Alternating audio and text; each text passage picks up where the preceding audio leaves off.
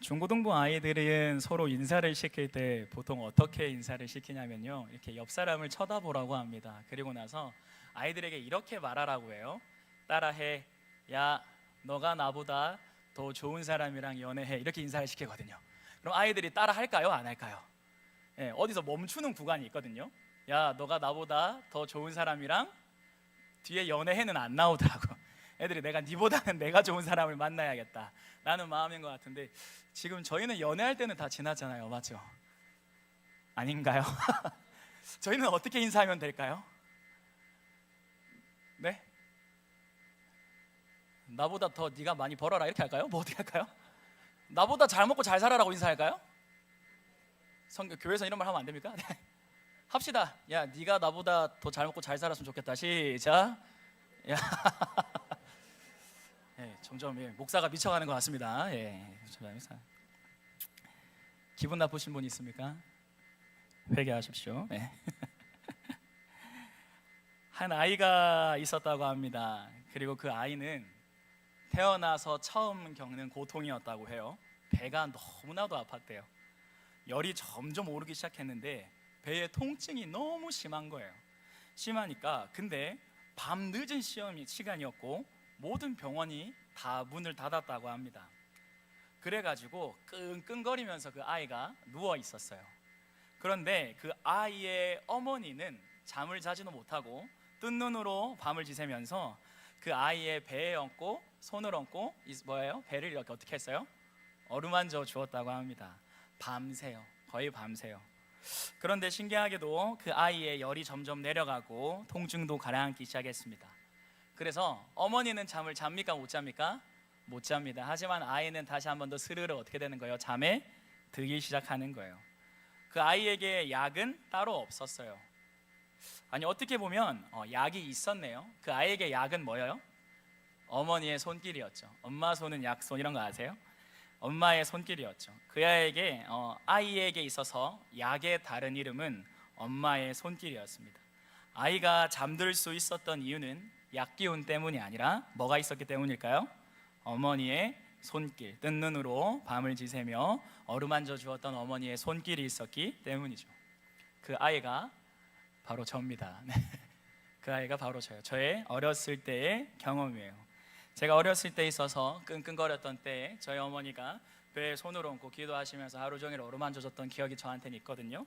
그때 참 아팠던 것 같은데 어느샌가 눈 떠보니까 제가 자고 일어났더라고요.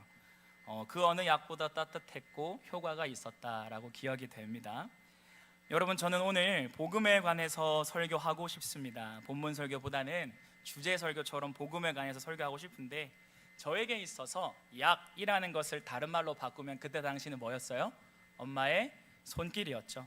여러분, 오늘 16절에는 이렇게 나옵니다. 내가 복음을 부끄러워하지 아니하노니 이 복음은 모든 믿는 자에게 구원을 주시는 하나님의 능력이 됨이라. 먼저는 유대인에게요, 그리고 헬라인에게로다. 아멘. 여기에서 모든 믿는 자에게 구원을 주신다고 했을 때 이 구원을 다른 말로 바꿀 수 있습니다.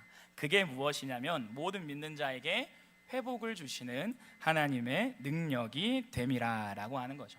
성경에서 말하는 구원은 회복이라는 개념과 아주 밀접하게 관련이 되어 있어요. 그래서 구원 그 위에 회복이라고 적어주시면 성경을 읽을 때 조금 더 수월하게 읽을 수 있어요. 하나님이 왜 우리를 구원하시는가? 우리에게 궁극적으로는 회복이라는 걸 주시기 위해서 구원하시기 때문이죠.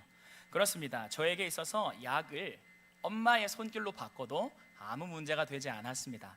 오늘 있어서요, 복음은 구원을 주시는 복음은 뭘 주시는? 회복을 주시는 이라는 걸로 바꿔도 아무 문제가 없을 것 같아요. 저는 오늘 우리에게 회복을 주는 복음이라는 것을 설교하고 싶습니다. 그러면 이렇게 되면 저희가 질문을 하게 되죠. 성경에서 말하는 회복이란 무엇인가? 제가 지금 회복이라고 했지만 여기 앉아있는 모든 사람의 개념이 같을까요? 다를까요?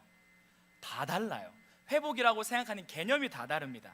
하지만 이 개념이 오늘 성경을 통해서 조금 교정되고 한 마음이 되어야 되거든요. 여러분, 백종원 씨 아세요? 요즘 좀 논란이 있는 걸로 알고 있는데 저랑 이름이 같죠. 애들이 제가 막 100kg 찍었을 때 백종원이다 막 이렇게 놀리곤 했는데, 백종원 씨 아들이 영양실조다. 이거 좀 이상하죠? 네. 여러분, 하나님을 믿는 사람이 회복을 모른다. 이거 좀 이상한 거예요. 예수 믿는 사람이 구원을 모르고 예수 믿는 사람이 회복을 모른다. 이거 조금 이상한 거예요. 마치 백종원 씨 아들이 영양실조고 빌 게이츠의 아들이 거지가 되고 이런 느낌이거든요. 오늘 이 복음에 담긴 회복을 알고 경험하고 누리는 저와 여러분 되기를 소원합니다. 설교는요, 사진을 하나 보면서 하고 싶은데요, 그 사진 하나를 띄워주시겠어요? 급하게 만든 자료입니다. 오늘 이거 사진 설교하고 그냥 마치려고요. 사진 설교하고 그냥 마치겠습니다. 혹시 네, 혹시 전달은 되셨나요? 전달이 안 됐어요? 할렐루야. 잠깐만요. 제가 지금 전달해 드리면 될까요? 네, 알겠습니다. 동아 집사님 그 카카오톡으로 드리면 어떻게 드리면 될까요?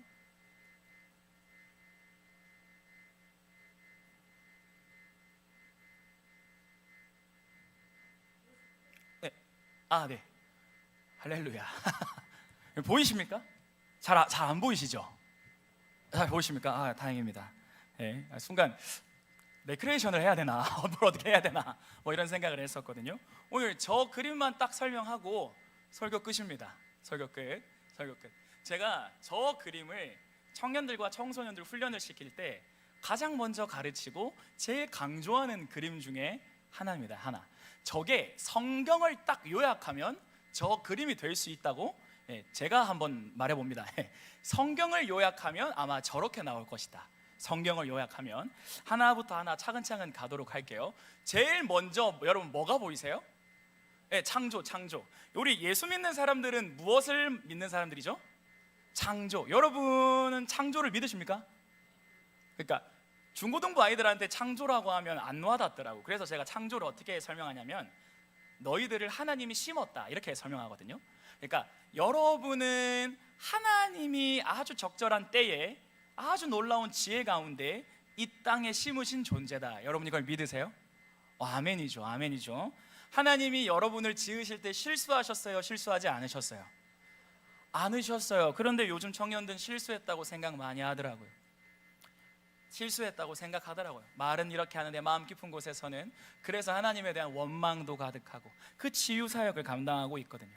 여러분, 옛날에 하나님이 이 세상을 창조하셨어요. 그때를 저희가 봤습니까? 못 봤습니까? 못 봤어요. 그냥 성경을 보고 저희가 뭘 하는 거예요? 그러니까 믿고 추측하는 거죠. 그런데 성경에서 말하는 창조, 무에서 유를 만든 창조인데요, 저 때는 뭐가 들어오기 전이었을까요? 죄가 들어오기 전이었죠. 그러면 완전했다, 불완전했다? 불완전했다가 아니라 완전했다죠. 여러분, 저 때 어땠냐면 아담과 하와가 냇가에 발만 넣어도 하나님을 느낄 수 있었어요. 저 때는 아담과 하와가 감나무에서 감을 하나 따먹어도 하나님을 느낄 수 있었어요. 그러니까 하나님은 이 세상을 창조한 것도 맞지만 죄송합니다 여러분, 한 번만 따라해 주시겠어요? 창조 질서. 하나님은 이 세상을 창조하면서 뭐도 창조했다? 질서를 창조했다. 그러면 저 때는 하나님이 만든 창조 질서가 당연시 여겨지던 때였어요. 혹시 저 때의 아담과 하와의 관계를 조금 생각할 수 있습니까? 이걸 보면 하나님이 부부 사이에 만드신 질서를 저희가 유추할 수 있거든요. 원래 하나님이 이 세상을 만들 때 하나님이 만든 가족과 부부 사이에는요, 아담이 하와 보고 뭐라고 고백했어요? 하나님 앞에서 아담이 선서했잖아요. 이는 내 살 중에 살이요 내 뼈 중에 뼈다. 아담과 하와가 나중에 아들과 딸을 낳으면 그 아들을 향해서도 뭐라고 고백했을까요? 이는 내 살 중에 살이요 내 뼈 중에 뼈다. 하나님이 원래 만드신 가정의 모습은 저희가 정확히는 알 수 없지만 그 창조 질서가 유지되는 어떤 거였다고요. 에베소서 이런 데 보면요, 남편들아 아내를 위해서 뭐 해라? 죽어라. 그리스도가 죽기까지 사랑한 것처럼 그 마음으로 아내를 사랑해라. 아내들아 남편에게 뭐하라? 복종하라. 그게 하나님이 세우신 가정 사이의 어떤 질서였던 거예요. 부모들아 내 자녀를 뭐하게 하지 말라? 노엽게 하지 말라. 자녀들아, 내 부모를 뭐하라? 공경하라.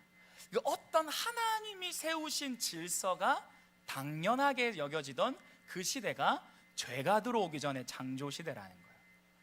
저 때는요, 사람과 사람 사이의 관계도 조금 독특했겠죠. 누군가를 등쳐먹는다거나, 누군가를 도구로 부린다거나, 누군가를 속인다거나, 누군가에게 어떤 폭력적이고 학대가 나간다거나 이런 거 있었을까요? 없었을까요? 없었어요. 저 때는 사람 사이에서도 하나님이 세우신 어떤 너무 아름다운 질서가 유지되던 때였어요. 그리고 하나님과의 관계도 어땠을까요? 너무 좋았죠. 하나님의 뜻 이꼴 아담의 뜻이었습니다.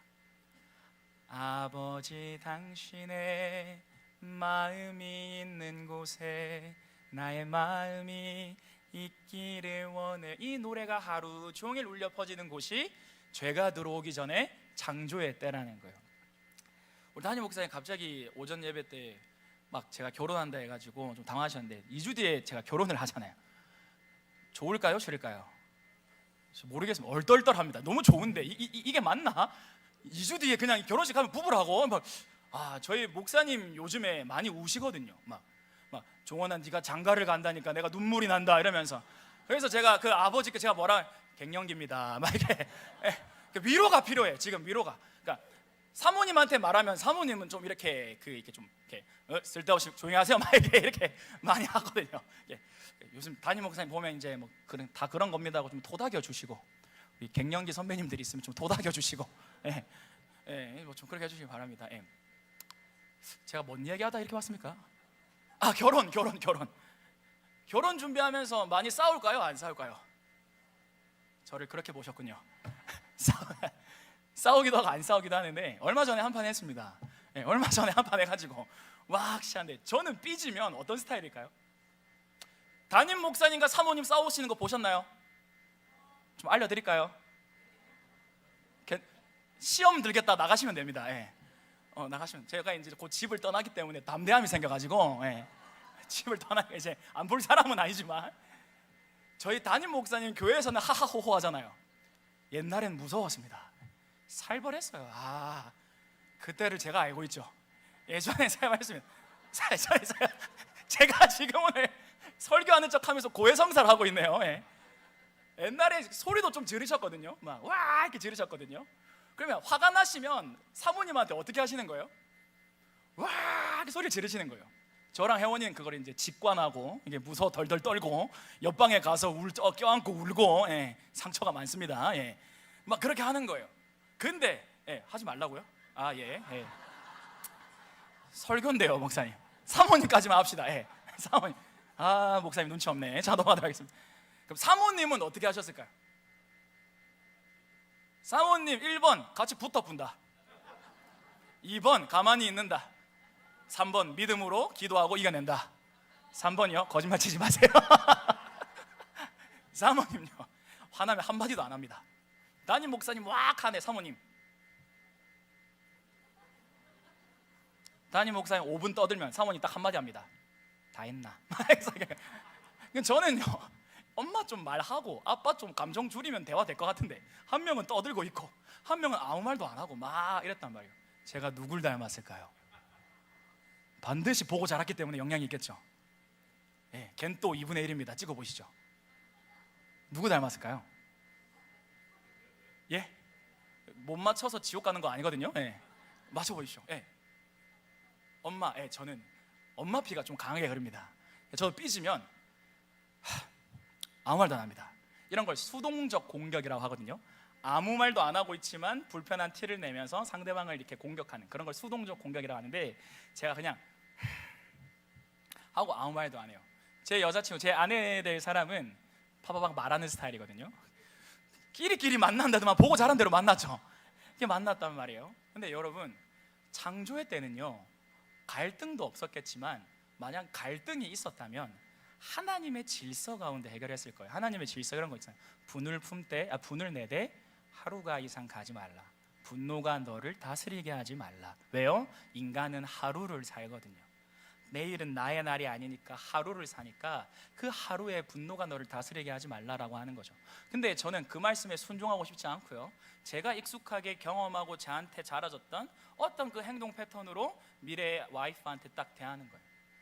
그 제가 은혜 받으면 사과하고 용서되는데, 저도 은혜 없으면 저한테 익숙한 패턴 그대로 나가는 거죠. 그러니까 창조의 때는 하나님이 세우신 질서가 당연했다는 거예요. 사람과 사람 사이, 가정에서, 사회에서 그 하나님이 세운 질서가, 그리고 하나님이 왕 되시는 질서도 아주 분명했어요. 그런데 뭐가 들어왔습니까? 죄가 들어왔습니다. 그걸 성경에서 두 글자로 뭐라고 하죠? 타락이라고 하거든요. 여러분, 타락은요, 뭔가 잘못했다라는 개념이 아니라 하나님과의 뭐가 깨어졌다? 관계가 깨어졌다라는 걸 타락이라고 하는 거예요.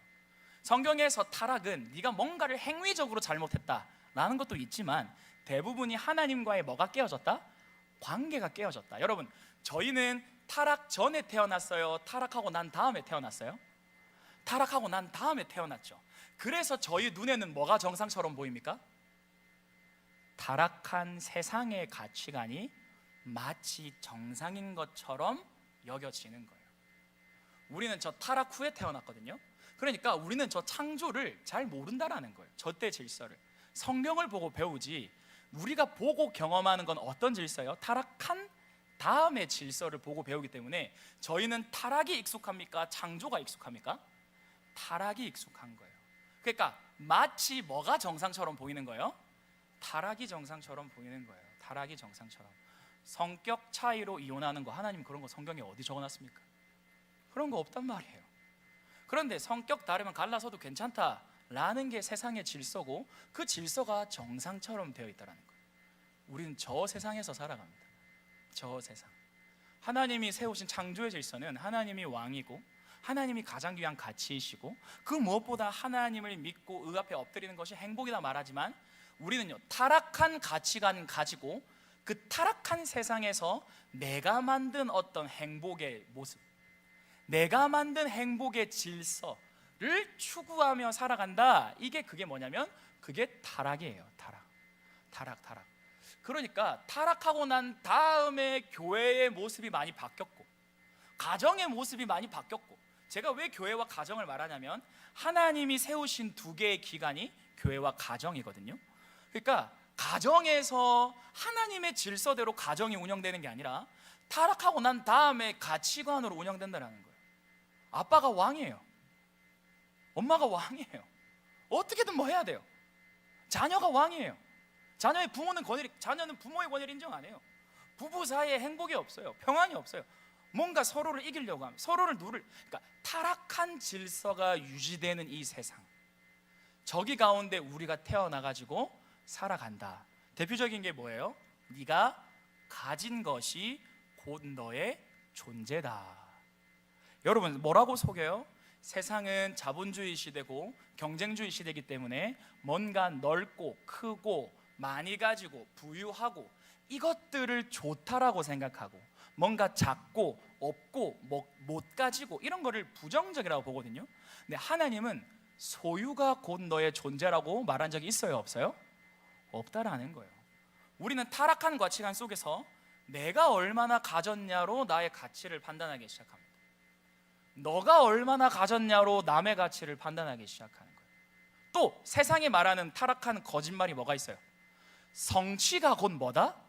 너다. 그러니까 네가 얼마나 많이 잃었냐가 곧 너 자신이다. 곧 너 자신이다. 왜 청년들이 길을 쓰고 어떻게든 성공하려고 할까요? 세상의 가치관 중에 뭐가 있어요? 네가 이룬 그 성취가 곧 뭐다? 너라고 속이는 거예요. 길을 쓰고 어떻게든 좋은 대학 들어가 보려고 합니다. 좋죠. 근데 저거 모르고 들어가면 안 된다라는 거예요. 내가 이룬 성취가 곧 나다라고 생각하고 들어가 버리면 그거 없어졌을 때 무너진다라는 거예요. 여러분, 전교 1등이 자살합니까? 꼴등이 자살합니까? 꼴등은 자살하는 걸 제가 잘 못 봤어요. 1등이 왜 자살합니까? 내가 이루는 것이 곧 나다라는 가치관이 있으니까 1등 놓쳤을 때 내 인생이 부정당하는 기분이거든요. 실패라고 여겨지거든요. 그것 세상 가치관이라는 거예요. 성경은 그렇게 말해. 너의 성취가 너가 아니다. 저 같은 목회자들은요, 성도 수가 얼마나 되느냐 그런 거 관심 없어요. 그런 거 성경이 말하는 가치가 아니란 거예요. 얼마나 있든지 간에 그 사람들 안에 하나님의 나라가 이루어지는 게 목회다, 이게 성경이 말하는 거거든요. 근데 자칫 잘못하면 교회가 목회자의 야망의 도구가 될 수 있죠.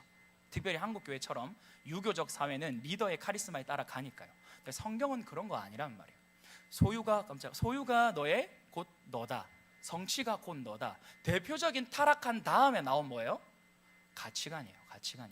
그러니까 우리는 근데 타락한 다음에 태어났기 때문에 저게 정상이라고 생각하고 살아간단 말이에요. 저게 정상이라고. 그러면 여러분, 하나님 입장에서는 볼 때에 어떠실까? 하나님은 창조를 아십니까? 모릅니까? 창조 때 하나님 계셨어요? 안 계셨어요? 계셨거든요. 그러니까 하나님은 창조도 아시고 타락도 아시죠. 그러면 타락한 가운데 살아가는 저희들을 볼 때 하나님이 어떤 마음이실까요? 그게 하나님이 고쳐주고 싶은 마음이라는 거예요. 하나님이 내버려 두셨다, 안 내버려 두셨다? 안 내버려 두셨다. 로마서 1장 보면요, 여러분 하나님의 진노라고 했을 때 여러분 뭘 생각하세요? 하나님이 화나셨다 이러면 여러분 어떤 이미지 떠오르세요? 하나님이 정말 화나셨다 이렇게 하면, 중고등부한테 물어보면 화산 터지고 번개 내리고 땅 흔들리고, 그게 아니라 로마서에서는요, 하나님이 진노하사 내버려 두셨다. 그 다음 절에 하나님이 진노하사 내버려 두셨다. 하나님이 너무 화가 나서 내버려 두셨다. 바로가 마음이 완악하게 됐지만 하나님이 그 완악한 바로의 마음을 내버려 두시는 거예요. 그게 하나님의 진노예요. 그래서 하나님이 우리에게 할 수 있는 최악의 저주가 뭐예요? 네가 뭘 하든 신경 쓰지 않겠다. 이게 하나님이 할 수 있는 최악의 진노인 거죠. 그래서 단테는 지옥은 어떤 곳이냐? 그래, 네 뜻대로 다 해줄게 라고 해서 이루어진 사람들이 모인 곳이 지옥이라고 했어요. 천국은요, 하나님의 뜻이 이루어지길 원합니다 라고 고백했던 사람들이 모이는 곳이 천국이다 라고 했죠. 그러니까 하나님은 창조도 아시고 타락도 아시니까 우리를 어떻게 해주고 싶으세요? 회복시켜주고 고쳐주고 싶으시죠. 그게 뭔가요? 그게 구원이에요. 예수님 왜 오셨습니까? 우리를 어떻게 하시기 위해서? 구원, 즉 회복하시기 위해서 오셨다. 그러면서 지금 가장 중요한 겁니다.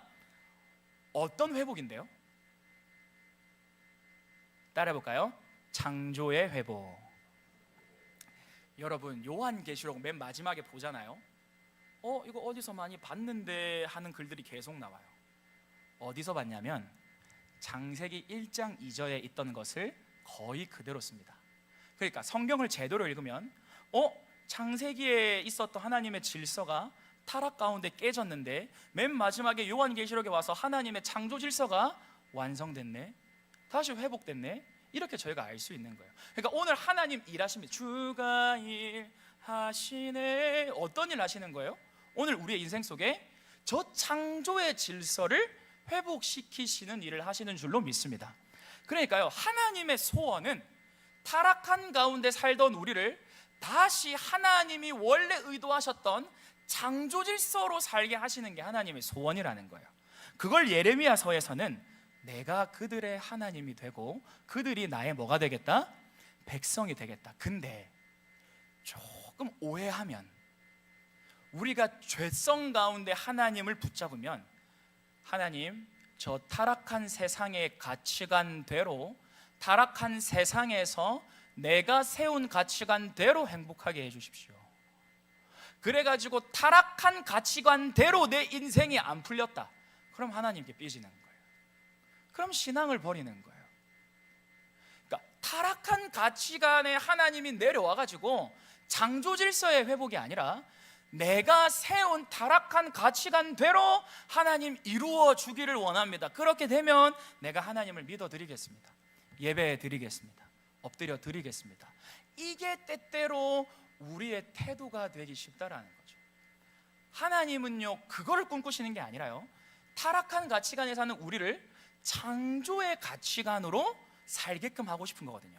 그러니까 저기 혹시 두 사람이 보입니까? 네, 제가 저걸 못 넣어가지고 청년들한테 부탁했거든요. 청년들 잘 알아야 돼요. 어떤 사람은 그냥 타락한 세상에서 타락한 가치관으로 쭉 가다가 종말을 맞을 거예요. 근데 어떤 사람, 구원받은 사람입니다. 구원받은 사람은 타락한 가치관에 살지만 뭐의 다스림을 받으면서 가는 거예요? 창조 질서의 다스림을 받으면서 가는 거예요. 이걸 바울은 뭐라고 설명했어요? 너희의 시민권은 어디에 있는지라? 하늘에 있는지나 나는 주님께 속한 자 되어 주의 나라 위해 전심으로 살리라. 무슨 말이에요? 타락한 세계에 발붙이고 있지만 창조 질서의 다스림 받으면서 가겠다. 나는 내 선택 가운데 하나님의 질서를 끼어들겠다. 나는 나의 가정생활 가운데 하나님의 질서를 끼어들게 하겠다. 내가 원하는 가정 만드는 게 아니라 하나님이 만들고 싶은 가정 만들겠다. 나는 내 자녀를 양육할 때 내 마음대로 움직이는 자녀를 만드는 게 아니라 하나님이 기뻐하시는 자녀로 키우겠다. 이런 게 구원받은 사람의 마음이라는 거죠. 마음이라는 거죠. 그러다가 언젠가 세상이 종말됩니다. 저 때는 예수님이 다시 오시는 때죠. 성경에는요 새 나라와 새 땅이 이 땅에 임한다고 하거든요. 천국 가면 저희가 이 땅에 살았던 기억이 있을까요? 없을까요? 어떠신 것 같으세요?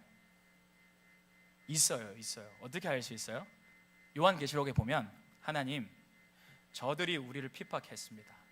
이 한을 언제 풀어주시렵니까? 라고 이렇게 기도하거든요.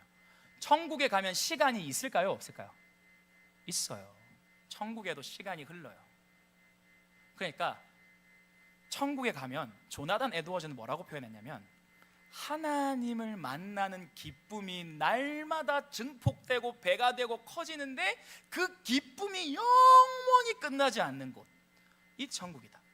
지옥은요, 하나님을 떠난 하나님의 진노를 날마다 맛보고 깊어지는데 그 진노가 영원히 끝나지 않는 곳, 그게 지옥이다. 왜요? 하나님은 무한하신 분이거든요. 그러니까 천국에 가면 시간이 흐를수록 우리 안에 커져가는 넘쳐 흐르는 기쁨이 있을 거라고. 시간이 흐를수록. 근데 그게 끝나지 않는 거예요. 그러니까 거룩하다 이 찬양이 깊어질 거예요. 그때는 눈물도 없을 겁니다. 눈물을 닦아주시니까요. 행복해서 울 수는 모르겠습니다. 그때가 이론이 아니라 곧 옵니다. 믿으십니까? 와요. 실제예요. 저기 신화가 아니라 진리다. 이게 성경이거든요. 그러면 이제 적용하고 싶은데, 복음은 뭐냐? 타락한 세상 가운데서 타락한 가치관대로 살아가는 것, 그걸 성경은 죄성이라고 말하거든요. 그 죄성대로 구르는 내가 예수 그리스도가 이 땅에 오시고 나의 모든 죄를 지시고 죽고 부활하시는 예수님의 피로 말미암아 창조의 질서를 알게 되고 이제 그 창조의 질서의 다스림을 받게 된 게 기쁜 소식이다 라고 성경은 말하는 거예요. 근데 타락에 젖어 지내는 나는 그게 기쁜 소식이 아닌 거예요. 타락한 저 가치관에서 내 것 좀 이루어지는 게 기쁜 소식인 거예요. 우리 담임 목사님 아침에 설교하시면서 그 부자가 나 한다고 했죠. 그러니까 타락한 가치관에서 나 거리면서 사는 게 죄성이고 거기에서 내 거 이루어지는 걸 복음, 기쁜 소식으로 살아가고 있으니까, 그러니까 교회를 다니지만 복음을 모른다, 교회를 다니지만 복음을 못 누린다.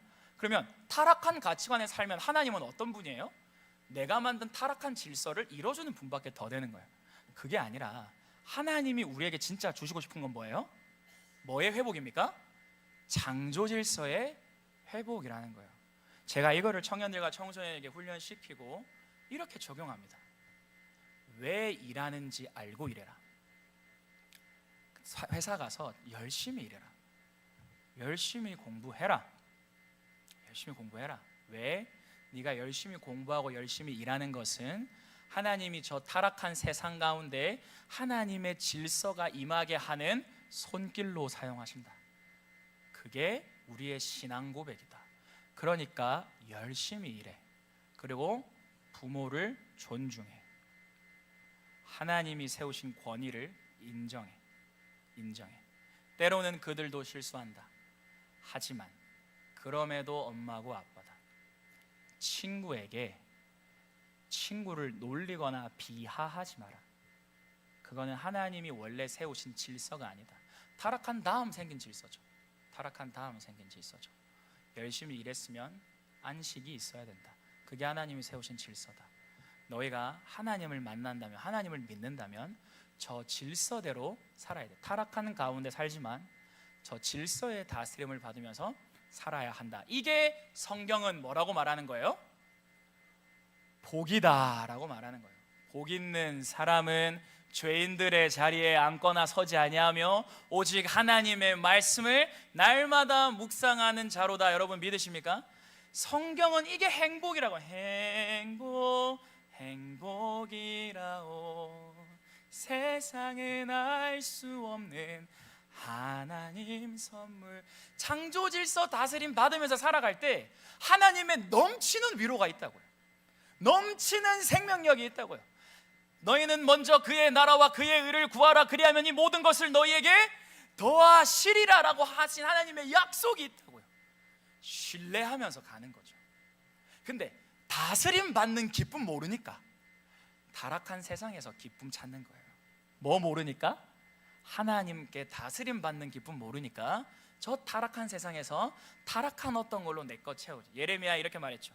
너희가 두 가지 악을 행했는데, 첫째는 너희 스스로 뭐를 판 것이다? 웅덩이를 팠다. 나를 버리고 웅덩이를 팠는데 그것은 어떤 웅덩이다? 터졌대이. 니네 못 채운대이. 그래서요, 타락한 가운데 살다가 채워지지 않는 웅덩이 때문에 힘들어 하다가 기도하다가 하나님 만나는 거 아닌가. 그래서 우리의 결핍은 하나님을 만나는 도구로 사용하신다. 이런 게 저 가치관에서 나오는 거거든요.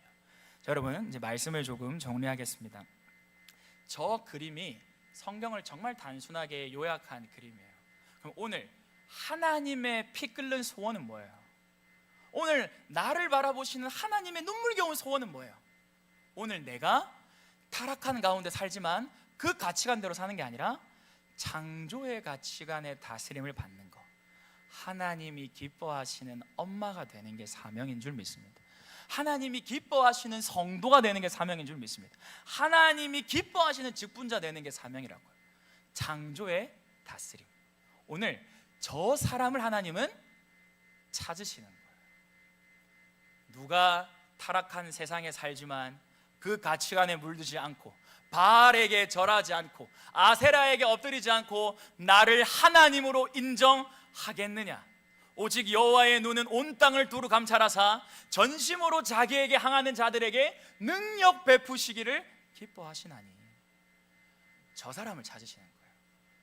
저 사람이 많아지는 교회가 행복한 교회인 줄로 믿습니다. 저런 사람이 많아져야 돼요. 우리가 열심히 사역하고 봉사하면 교회에 뭔가 행정 처리되는 것도 중요한데요, 그것보다 더 중요한 게 창조 질서의 다스림을 받는 사람들이 많아져야 되는 거예요. 오늘 하나님이 초청하십니다. 누구냐? 내 앞에서 다시 결단할 사람 누구냐? 저와 여러분 되시기를 소원합니다. 그리고 성경은 저걸 뭐라 말하냐면 저것을 하나님의 사랑이라고 말해요. 우리는 내 뜻대로 내가 원하는 방식으로 사랑 안 주면 하나님 보고 사랑 아니라고 하잖아요. 근데 하나님은요, 그럼에도 불구하고 널 포기하지 않고 창조의 회복으로 끊임없이 이끌어 가신다. 이게 사랑이다라고 말하는 거예요. 돌이켜보면 하나님 우리 사랑하셨습니까? 안 사랑하셨습니까? 지금까지 이끌어가고 계시나요? 하나님 한 번도 나를 실망시킨 적 없으시고, 이 찬양 고백이 어떨 때 나오는 거예요? 저게 깨달아질 때, 아, 하나님 나를 처음부터 끝까지 포기하지 않고 사랑하셨구나. 그래서 내가 여기에 앉아있구나. 나 같은 사람이 여기에 있다는 건 모두 다 주님의 은혜라. 이런 고백이 깨달아질 때, 뭘 깨달을 때? 복음을 깨달을 때 나오는 거죠. 여러분 궁금하시면 찾아와서, 아니요, 담임 목사님한테 찾아가서 물으시고 가르쳐 달라 하시면 허허허 거리시면서 아마 가르쳐 주실 줄로 믿습니다. 저 창조의 다스림 받는 저와 여러분 되시기를 소망합니다.